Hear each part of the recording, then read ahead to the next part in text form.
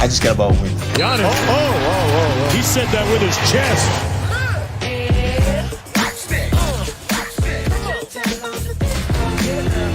Beard straight away, looking for 30. He's fouled! They can't guard the guy. Another out-of-body experience for James Harden.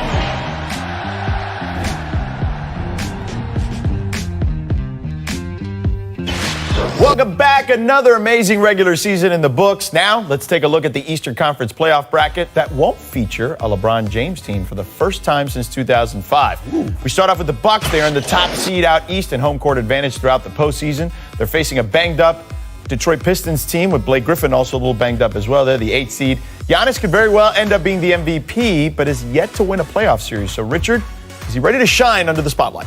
Oh, I think so. I have Giannis as my MVP, even though I don't have a vote. I think what he's done, taking that team, and again, they put great pieces around him. Don't look at me crazy when I say I didn't say anything. Yeah, whatever. You look crazy. I didn't say anything. Not yet, at least. No. But I think Giannis is that guy this year, and I think Coach Bud and the talent that they have around him. They have two other, like Bledsoe, could have been an all-star this year. Middleton was an all-star. Brooke Lopez, matchup nightmare. And they just have they need to make sure that Brogdon gets healthy and all of these other guys are focused, but he's special. So this is the appetizer, right? This is the good thing for the Bucks is they're playing a team that limped into the postseason both figuratively and with their play and literally because Blake Griffin's left knee is the size of a grapefruit, apparently. So, yeah, I think this is perfect. And Giannis, like, people talk about their playoff inexperience, but they're not inexperienced. Those guys have been in the playoffs several times, and Bud, obviously, is a very experienced coach. Let's move to the 4-5 series out east. We've got the Celtics with home court advantage over the Pacers. Marcus Smart is out for the first round and possibly beyond. Coach Van Gundy, we'll start with you. How vulnerable does this make Boston? I don't think it does in the first round. Indiana without Oladipo, I don't think can match up with the Celtics. I think they win. But if he can't come back in the second round, that's certainly a problem. Look, I'm not ready to write off Indiana so quickly. Okay. And I think, and I'm going to go back to something that you've said before. Did you hear Richard in the last segment? Yeah. Okay, I'm just saying.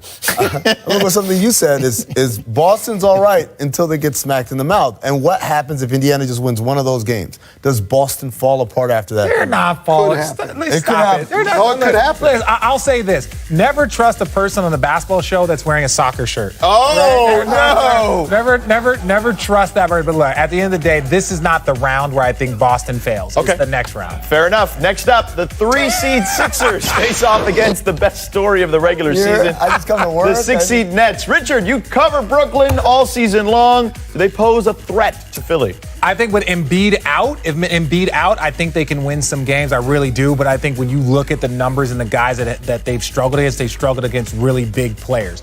And you know, with Embiid being one of them, you look at JaVale McGee. Oh, that's a full look at these numbers. Yep. JaVale McGee gave him 33 and 20. You know, I did the Nurkic game, and it's just, if Embiid plays, I think it could be a sweep. If he doesn't play, I think the Nets have a chance to win some games, and that's where it goes. I agree with that, but they're not going to win this series. Philly wins anyway. Yeah, the question is, do they pose any threat? Answer, no. Okay.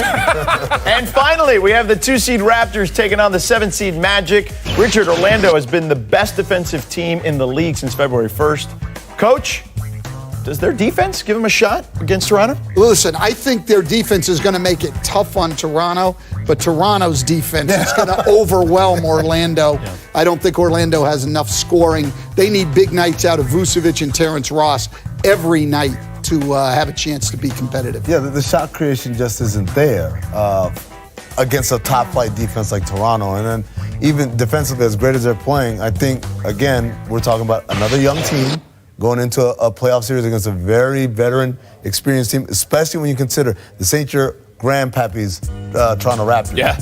Danny Green and Kawhi Leonard bring something different to the table. They haven't been there for the ghosts of Christmas past, so they're just here to ball. Well, and Toronto might be the healthiest team going into the playoffs of any of the real top-level contenders. That's a great point. Everybody's healthy on that. And you were talking about they're going to need big games versus Vucevic, but I understand, like, you got Marc Gasol. Yeah. You're going to have Serge Ibaka. So you have two pretty good defensive bigs. They're not in their prime. They're not like the dominant bigs they once were. But if you're saying, hey, we just need you to defend against this guy and make his life crazy, then I think the Toronto Raptors are in good spot. But here's the main question with Toronto. Do they have to load manage Kawhi in the playoffs? Because he did not. He did not. He had to get it in. Wait a minute. Wait a minute. He did not at any point in this season play 10 games in a row. How far do they want to go in the playoffs? But there's no spread out. backs. There's no. Yeah, you got things are so I'm just asking. Do they have to load manage in the playoffs? The load management this year, and Kawhi was a part of that structure and making sure that he's healthy for wherever he goes next year. Snark Van Gundy. Wow. That's what we should call him. Hold on. Wow, Yes. look at that. Hold on. I'm with you He on just that. walked off too. What you guys doing here? But so do they have to do the same thing in No, the playoffs? no. He's fine now in the playoffs. He wants to go get his I'm max just contract. That's an checking. excellent